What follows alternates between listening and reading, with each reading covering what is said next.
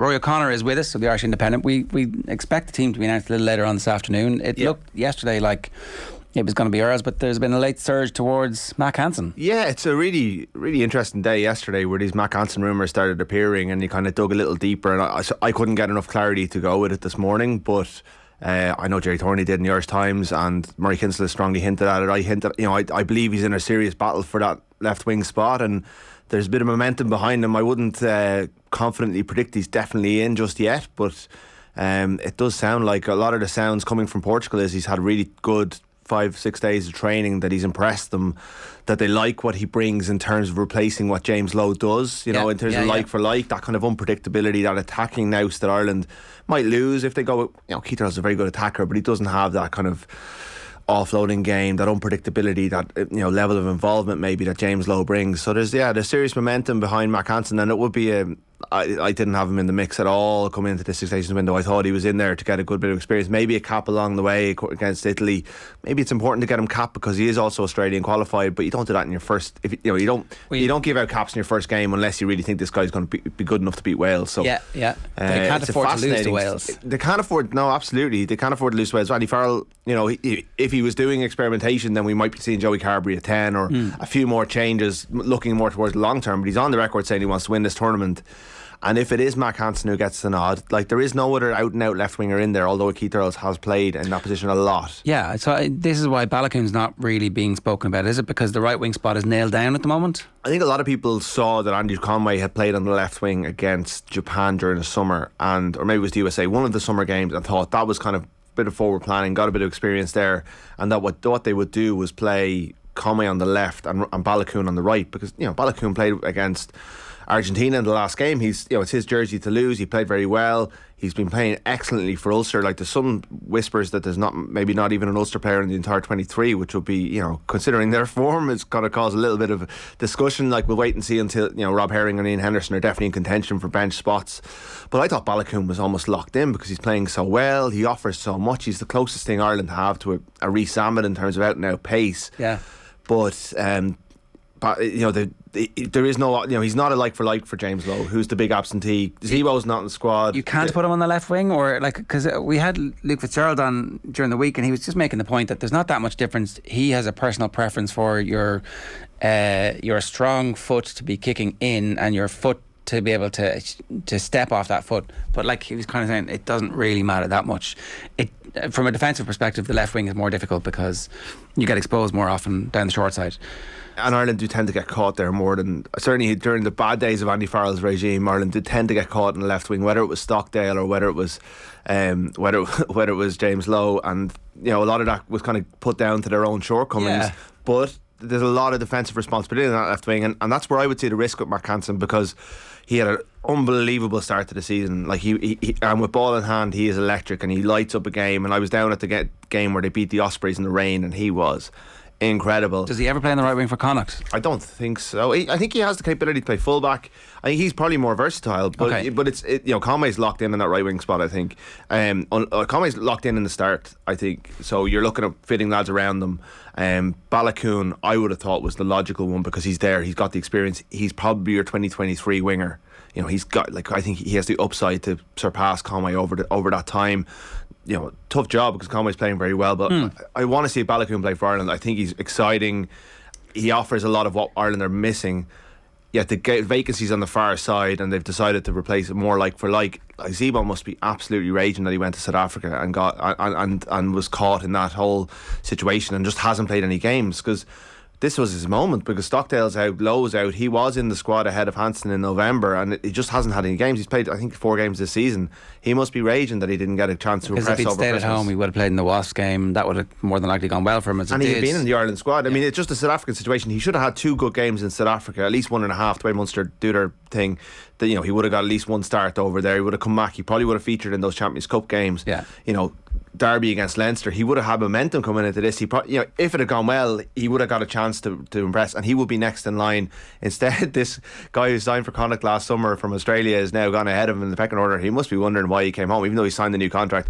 And it's justified because Mack Hansen's played a lot of rugby and Simon Zebo hasn't. He's had a couple of injuries recently, but he has been playing, and they're going with a guy who's playing week in, week out. And Earls as well has not played a lot of rugby recently. He's come into this window with an injury. Well, it's genuine strength and depth we have there, so building it. We're missing our two first choice who we thought were going to be long term there, and all of a sudden it's like we're very genuinely excited about somebody who's coming in and who's ahead of at least two other people who we you think guys did the depth chart here, and I think I don't know. I didn't see Luke's one, but I'm sure Mack Hansen was down in the depth chart. He's suddenly just gone up 2 or 3 ranks in there. Yeah, he's pushed Simon Zebo down there. What Farrell's looking for now is a response from Zebo, a response from Jimmy O'Brien, who's playing unbelievable stuff at Leinster. To try and get them in. So yeah, it is genuine depth.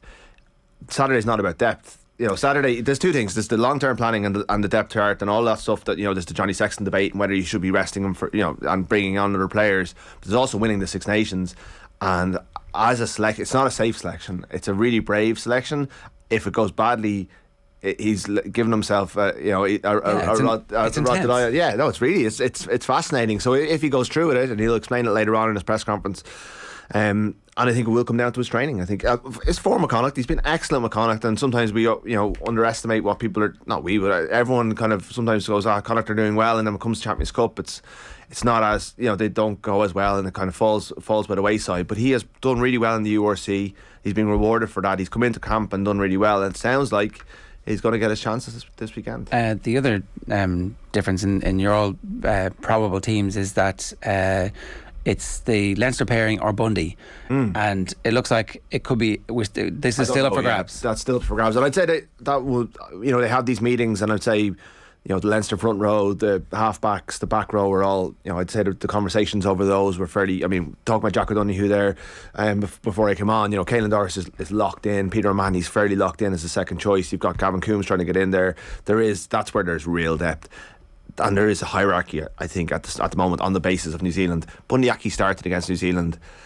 He's playing very well for Connacht. There is a strong argument for him to play. Robbie Henshaw is the player of the year, the double winning player of the year in Irish rugby. The starting line, Bundy got in for the last test, but he was the starting line, and he has come back. He has had a more interrupted season this year, but he has come back. He is Ireland's first choice 12 when fit under Andy Farrell. If you look at the way he's picked his teams, Ringrose is locked in. I was expecting Henshaw, I would expect Henshaw to play, but I don't think the team will be significantly weakened by Bundy Aki playing at 12. You give Henshaw 20 minutes off the bench, and then he's fit for Paris, and you've got another, he comes on, plays well. Yeah. You've got a decision, and that's what you want. And you want to be like neither of these selections. The Hansen one is a risk, a serious gamble, giving a guy a debut against Wales when there are more experienced players in the squad. Henshaw Aki is literally a flip of a coin, and it doesn't weaken the team significantly. I would go Henshaw personally, but I don't think Aki is going to. And Hume is really unlucky to miss out as well. But he's just not Ringrose is ahead of him, and he's relying on an injury. I think it would be interesting for them to put Bundy in the team, because it does just remind everybody that even Robbie Henshaw occasionally can lose his position, right? Whereas, you're saying Caelan Doris is nailed on, and I don't think anybody thinks otherwise. But if at some point along the way Doris has a blip in form, or there's any slight doubt about his fitness, then you need to take him out, as opposed to in previous teams it would have been, that was the problem with the World Cup. That was the problem with the World Cup. The team that played against New Zealand was not the form team from that World Cup. The players in that team had been injured. Had Henshaw's one of them. Rob Kearney had been injured. There was loads of injuries across the team, and he picked a team that had got him there, and he stayed loyal to them. Doris is locked in because he's playing really, really well, and he beat. In November he was part of a unit that was playing really, really well. That unit has kept playing very well and deserves to play. Henshaw has had an interrupted season. You're right. If Aki is the one who's training better and playing better, he's in. There's no doubt. If James Hume is playing better than Gary Ringrose, there's no reason. Just because Gary Ringrose has a central contract shouldn't get him selected ahead of James Hume. Gary Ringrose is playing really, really well at the moment, and it's really unfortunate for Hume, who has to be. This is the great thing for Ulster, is that he's going to go back again annoyed. And perform even better, and he'll hope to get Leinster in a knockout game in Europe and knock them out, because that's his mindset, and that's what you want to build. Munster are probably getting performance out of Jack O'Donoghue because he's annoyed that he's not getting into the Ireland squad, and he's signing contracts with Munster to play for Ireland. He's not getting in, so this is the knock-on effect throughout the whole thing. The no Ulster players would mean Herring doesn't make the bench, that Sheehan makes the bench for him, and Henderson hasn't got to the level. The one thing, Farrell, the one bit of clarity around injuries we got from the launch last week was that Ian Henderson was behind everyone else. That 36 players in the squad where he had hoped were going to train fully, but he was a bit worried about Ian Henderson. Now, he has trained to some degree, but I'd say they're just minding him for Paris. He hasn't played since December. Okay. I think he's only played 3 times all season. And they have Ryan Baird there. They have Kieran Trowell's Ulster. So if the word is that there's no Ulster players, it's probably not going to be him. I think Baird is the next in line. They probably feel like they can get through Wales without that massive hulking lock that Henderson is, and then hopefully he's fit for Paris to bring him over, maybe to come off the bench for 20 minutes, because it's unlikely, unless one of the lads gets injured. Obviously there's big decisions there, but it is a week-long turnaround. There's enough time to get bodies back on track, so it'd be like, it's a blow, because he's a really important player for Ireland, and it is one area where we don't have depth, is the second row. That you wouldn't be sure about any of the players below because they don't have the experience or the form. Ryan Baird can't get in the Leinster team at the moment, and he's on the bench for Ireland for a Six Nations. Yeah, and Leinster have just gone and signed a giant South African who at some point is going to be playing ahead of Ryan Baird in big games. It's that was an interesting decision. Yeah, absolutely, and they're picking Ross Maloney ahead of him, who can't get in the Ireland squad, who's having an excellent season. They're letting a couple of younger locks go. They gave Joe McCarthy, a young lock, a debut last week ahead of guys that we thought were ahead of them in pecking order. So they're not sure.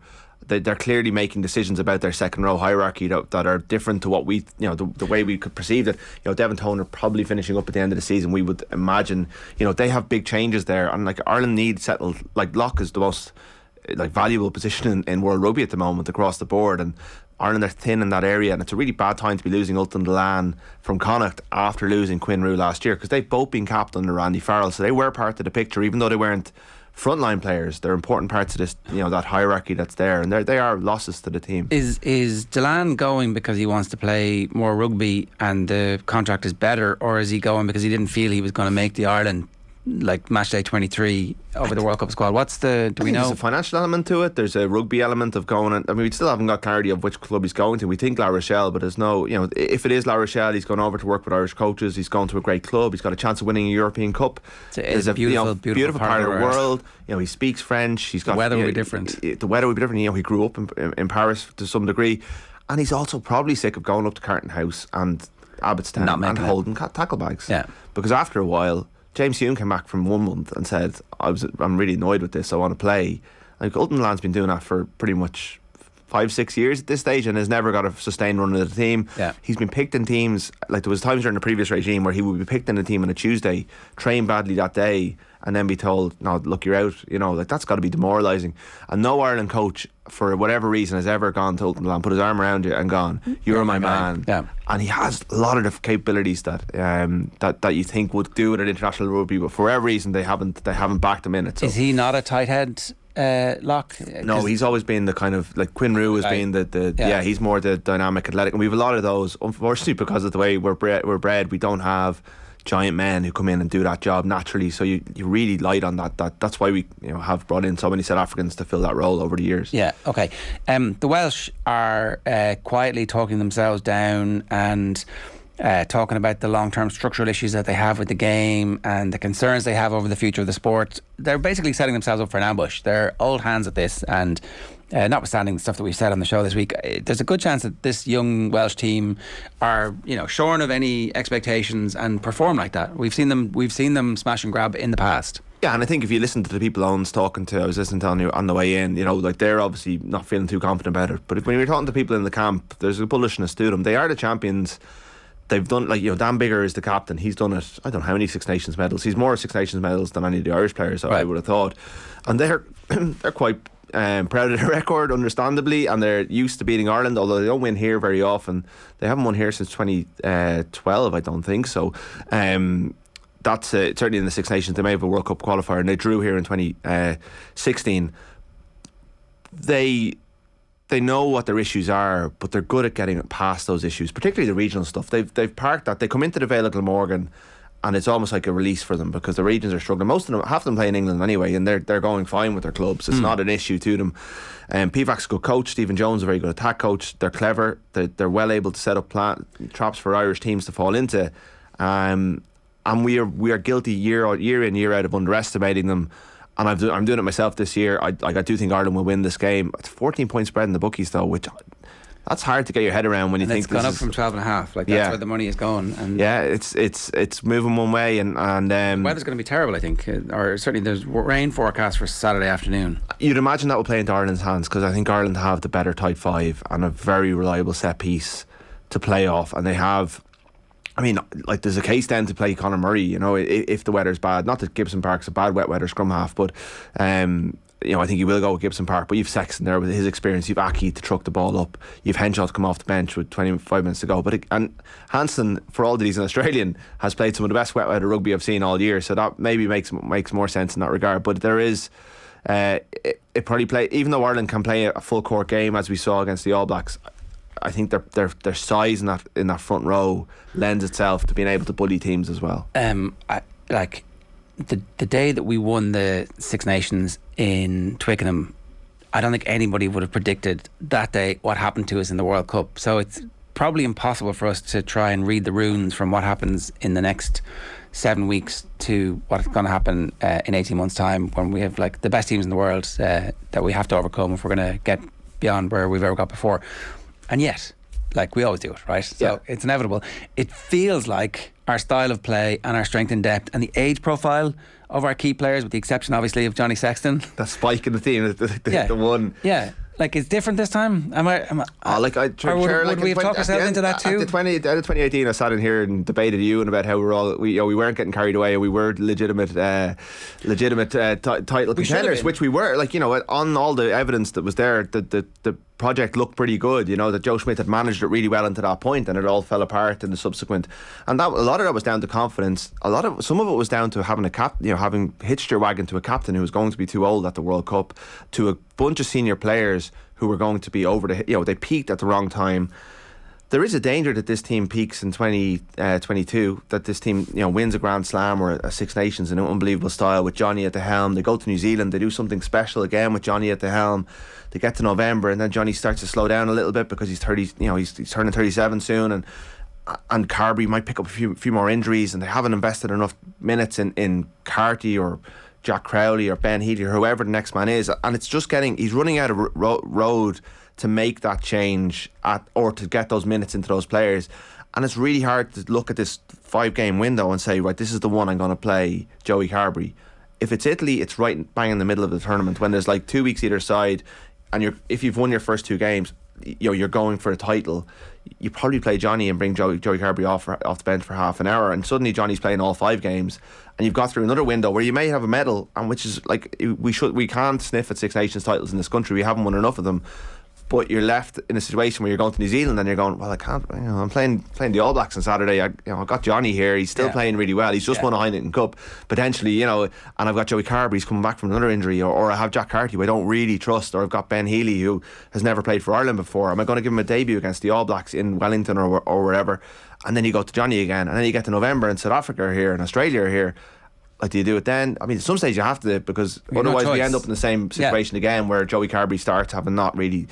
And this is the difficult. We're kind of sleepwalking, open eyes, sleepwalking into the same situation again. So there is loads to like about Ireland's age profile, about their depth, about the way Andy Farrell has transformed the game. I think the environmental changes he's made are really important for a World Cup. He's made it fun in there. It's not as high pressure. It's much more low stress. I think they go to Abbottstown, they do their work there, and they go back to the hotel and they decompress, whereas everything was in the hotel under Joe Schmidt. So they were afraid of, remember the card story where you're afraid of losing your card because it might come back to haunt you, you know. It's more, there's more of a separation there. So I think getting through a World Cup will be easier in this environment because he's better at managing that. So there's loads of stuff to get excited about, and yet there is that one key thing that you wonder was going to, like, it's set up to come back and bite them in the ass. But again, it's really hard for him to figure out when to put him in. It's really, like, for me to sit here today and say it'd be a mistake to play Johnny Sexton against Wales, I mean, that's kind of ridiculous. And yet, after the World Cup, we'd be like, well, we didn't play Johnny. You played Johnny Sexton too much, you know. So I would understand that. It feels like Sexton could have been a finisher. O'Gara talked about finishers with us the other day, right? And it was interesting because I would say if he was able to listen to himself 20 years ago talking about finishers, he would be like, that's not me, that's somebody else. You start the game, that's all that matters when you're a player. And he's obviously had that conversion in his mind. if we could turn Johnny Sexton into somebody who comes off the bench to win games for us, like what an incredible asset that would be when he's playing this well. Yeah, this might be the time to do it. Or you do it for a year, but then you get to the World Cup and he's back to being a starter. Whatever. But he's used to both roles, and you can go. Like, I mean, the rest of them for Japan, you know, could he have come off the bench in that game? You know, like in the World Cup. Like, so I think what really needs to happen if you're going to do that is Andy Farrell meets him after November. So that was a great November. You did really well. Yeah. Looking at the long term, you're my captain. You're a team. You're Still a team first man. Yeah. But I need to change your role because you understand the risks involved. You use your management skills, you get him on board, then you come out in the press and you say, look, we're changing on his role, he's not going to be starting every week, and you manage that. You can't just drop it in on the Thursday of a Wales match. It needs to be telegraphed. It needs to be telegraphed. It needs to be, and Johnny needs to be fully on board with it and understand it. And maybe it's New Zealand, maybe that's the time. But like, it's not a risk for this tournament. Like, if Johnny gets through all 5 games of this tournament, Ireland have a really good chance of winning, and potentially a Grand Slam, and that is worthy of its celebration. But we have to step back from it in our role, and we have to look at the cycle as a whole as well. And you want to win the Six Nations, but you also want to future-proof yourself. And the fear is that Ireland are not future-proofing themselves in this one key position.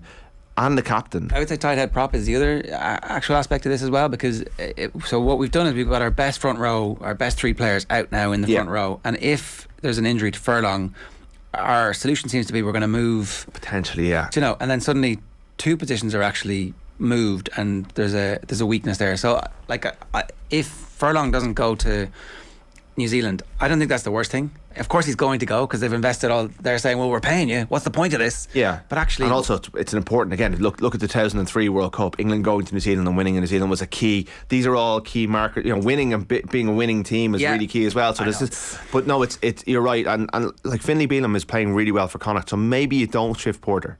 Maybe you it'd be good to see. Set Bealham up. They need to experiment with that, I think. Absolutely, and Tom O'Toole, they've invested an awful lot of faith and hope in Tom O'Toole, who's the Ulster prop, and I'd be interested to see whether they go. Like, Bealham is probably the form player to be on the bench on Saturday. O'Toole is probably the long term. Has the physical capacity to do it. Now, he's never going to be as good, I don't think, as Furlong or Porter. And yeah, like, if you're in a World Cup situation, although you're allowed to bring, I think the squads will be bigger next time, so you can bring extra 3 props on both sides. Yeah. You still have that capacity to have a world class tight head prop. But I mean, the longer he plays at Lucid, the less he's going to be a world class tight head prop, and you've got to just back him to be what he is. And our depth at Lucid is not phenomenal either. We do have Cian Healy to step up, so and Dave Kilcoyne. But beneath that, then again, you've got a little bit of a drop off. So prop is another issue. I'm not as worried about it. You're right. Like, if Tadhg Furlong goes down, Ireland are in trouble. Regardless, and I think he's so far ahead of the players in the world, never mind just in his position. That's a fair point. There are going to be players like that at all times. I think when a player is 36 and they're going to be 38 at the World Cup, that's when the alarm bells start going off, because everyone can get injured, but especially like a player who has a history of getting injured at World Cups, and Johnny Sexton probably hears stuff like this and goes, God, they're coming at me again. It's not. It's about the team. It's not about, we all see that he is the best out half in the country right now for this team. There's a good chance when the team gets named for our World Cup quarter final, if we make it that far, that he is the starter, and nobody bats an eyelid. But you've got lucky in that regard. Yeah. Okay, give me your prediction. Ireland, but not by Ireland by 10 maybe. See, we all think that. These are the ones where it's a buzzsaw we just walk into and go, oh, how did that happen? Wales Online have the headline ready. Exactly, yeah. Rory, good stuff.